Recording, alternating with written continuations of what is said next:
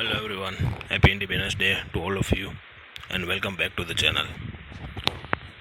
आज independence day है तो मुझे लगता है कुछ हट के बात हो जाए थोड़ी।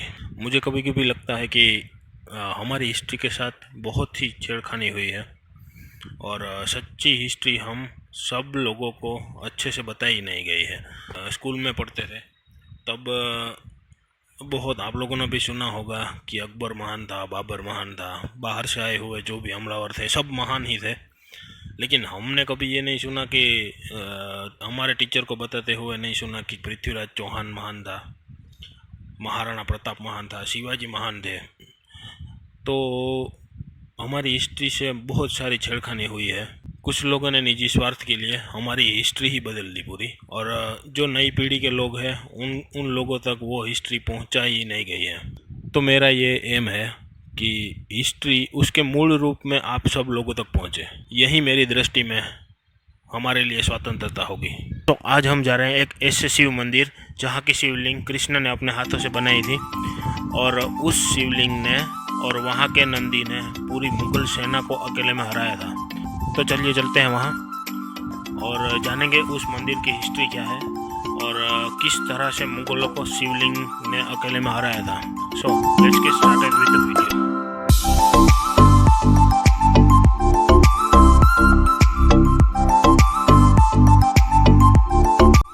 यह शिवलिंग पोरबंदर से तकरीबन 15 किलोमीटर दूर स्थित है। इस शिवलिंग के साथ दो काफ़ी रोचक कथाएं जुड़ी हुई हैं, जिनमें से एक 5000 साल पुरानी है और एक मुगलों के ज़माने की है। आज मैं जो मंदिर की बात कर रहा हूँ उस मंदिर का नाम बिलेश्वर महादेव मंदिर है। कृष्ण की 16 पटरानियों में से एक थी सत्यभामा। एक दिन सत्यभामा ने कृष्ण से पारिजात वृक्ष द्वारिका लेकर आने की जिद की। अब पारिजात वृक्ष तो सिर्फ इंद्र के पास इंद्रलोक में ही रहता था।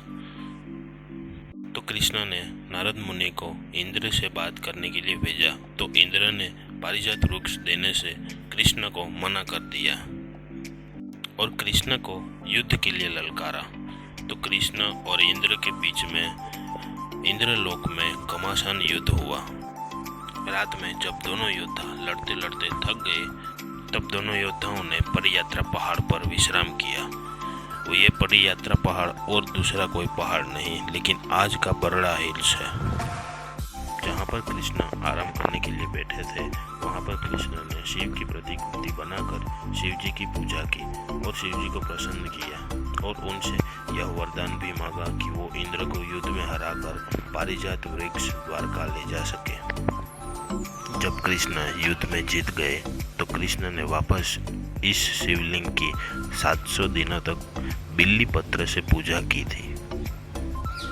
बिल्ली एक ऐसा वृक्ष है जिसके पत्तों में एक ही पत्ते में 3 पत्ते साथ में रहते हैं।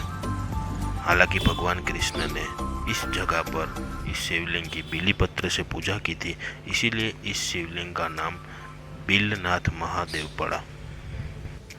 गुजरात में बहुत सारी ऐसी शिवलिंग है जिसकी रचना पांडवों द्वारा की गई थी, क्योंकि पांडवों को ऐसा व्रत था कि वो शिव की पूजा किए बिना खाना नहीं खा सकते।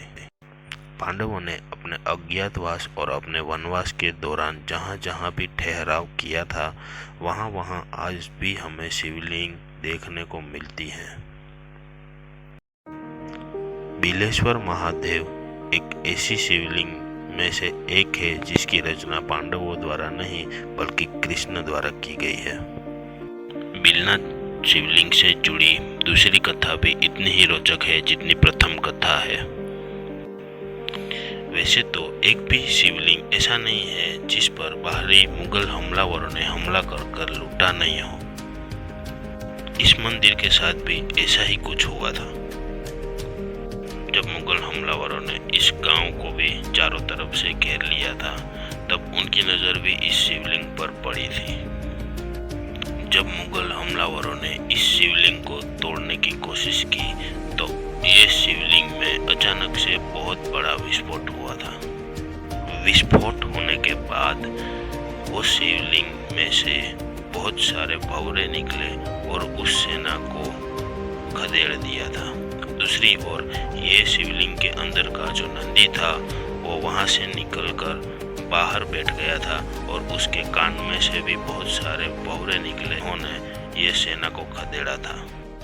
7वीं सदी में बनाए गए चैत्रक शैली के ये मंदिर में कोई मंडप नहीं है, लेकिन प्रदक्षिणा पट को ही लंबा कर मंडप का स्वरूप दिया गया है। इस मंदिर के आसपास बहुत सारी खाने पीने की और नाश्ते की दुकानें हैं, जहां से आपको खाना पीना और स्नैक्स आसानी से मिल जाएगा। शिव जी के दर्शन करने के बाद और इस मंदिर की हिस्ट्री से अच्छे से जुड़ने के बाद हम गए पोरबंदर के पिकनिक स्पॉट पोदाड़ा डैम। इस डैम के अंदर आप तभी जा सकते हैं अगर इस डैम में पानी कम है। इस साल बारिश कम होने की वजह से डैम में पानी ना के बराबर था, तो हम आराम से हमारा टाइम एंजॉय कर सके और स्पेंड कर सके।